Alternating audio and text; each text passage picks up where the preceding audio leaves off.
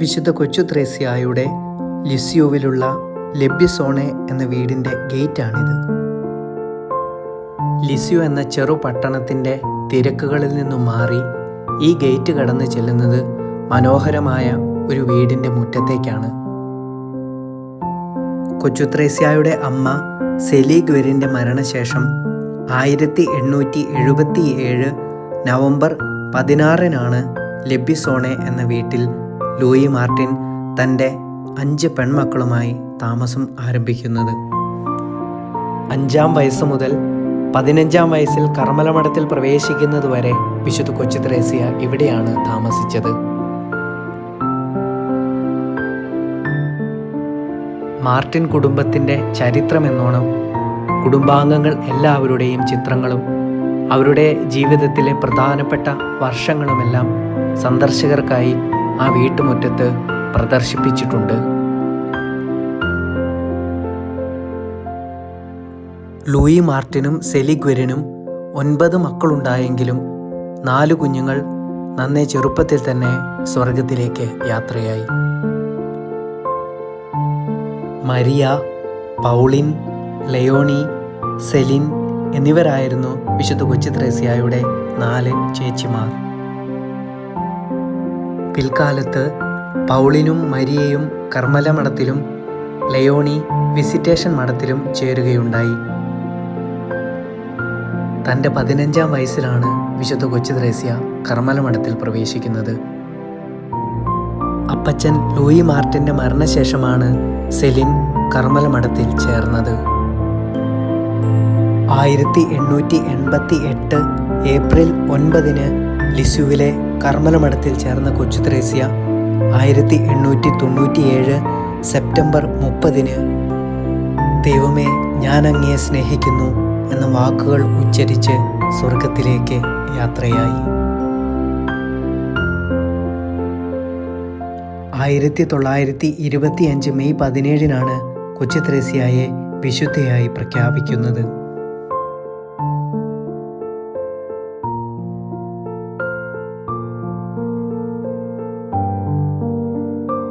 ലബ്യസോണയിലെ വീടിനുള്ളിൽ നാം ആദ്യം കാണുന്നത് മാർട്ടിൻ കുടുംബത്തിൻ്റെ അടുക്കള മുറിയാണ്.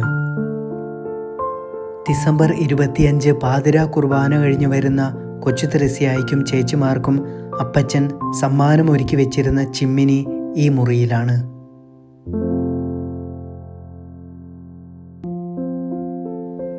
മാർട്ടിൻ കുടുംബം ഒരുമിച്ചിരുന്ന് ഭക്ഷണം കഴിക്കുകയും അതിഥികൾ വരുമ്പോൾ സ്വീകരിക്കുകയും ചെയ്തിരുന്ന മുറിയാണ് ഇത്.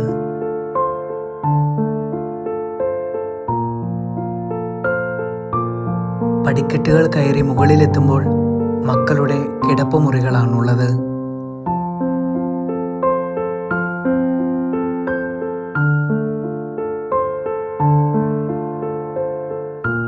വിശുദ്ധ കൊച്ചു ത്രേസ്യ ഉപയോഗിച്ചിരുന്ന കട്ടിലും അവളുടെ കുഞ്ഞുടുപ്പും മറ്റ് സാധനങ്ങളും എല്ലാം ഈ മുറിയിൽ നമുക്ക് കാണാം.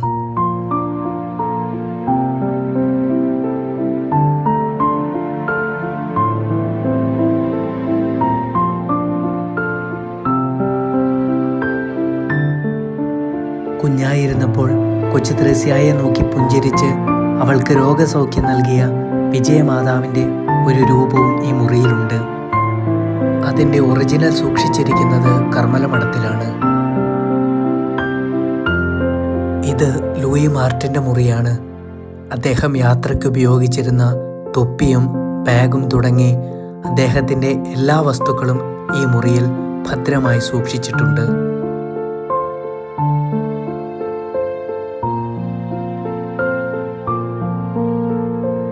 അവിടെ നിന്നും നാം എത്തുന്നത് വിശുദ്ധ കൊച്ചു ത്രേസ്യായുടെ മുറിയിലേക്കാണ്. കൊച്ചു ത്രേസ്യായും ചേച്ചിമാരും ഉപയോഗിച്ചിരുന്ന ഒരുപാട് വസ്തുക്കൾ അവിടെ നമുക്ക് കാണുവാൻ സാധിക്കും. എൻ്റെ കാഴ്ച ബംഗ്ലാവ് എന്ന് വിശേഷിപ്പിച്ച തൻ്റെ മുറിയെക്കുറിച്ച് വിശുദ്ധ കൊച്ചു ത്രേസ്യ ആത്മകഥയിൽ പറയുന്നത് ഇപ്രകാരമാണ്: എൻ്റെ കൊച്ചു വെള്ള മേശയിന്മേൽ എൻ്റെ പുസ്തകങ്ങൾ, നോട്ടുബുക്കുകൾ മുതലായവ നിറഞ്ഞിരുന്നു.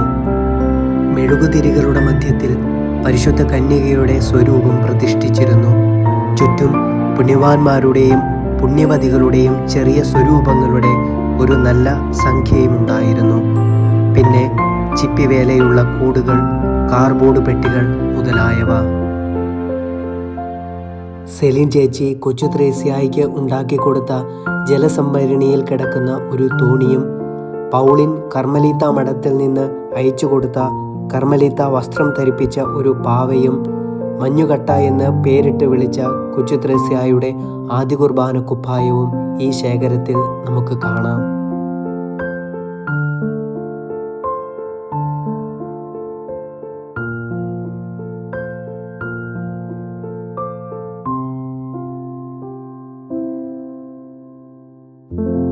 ആ മുറിയിൽ നിന്ന് നാം പുറത്തേക്കിറങ്ങുന്നത് വീടിന് പുറകുവശത്തുള്ള പൂന്തോട്ടത്തിലേക്കാണ്.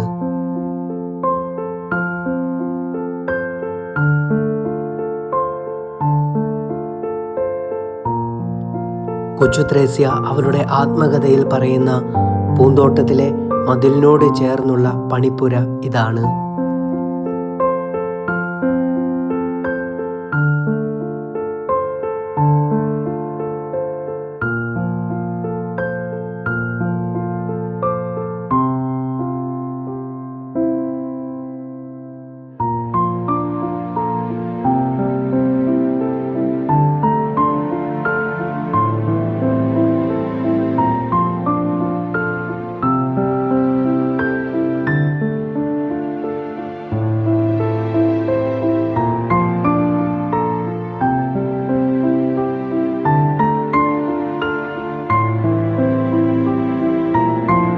പൂന്തോട്ടത്തിൻ്റെ മറ്റൊരു മൂലയിൽ മുയൽക്കൂടും കോഴിയുടെ കൂടുമെല്ലാം നമുക്ക് കാണാം.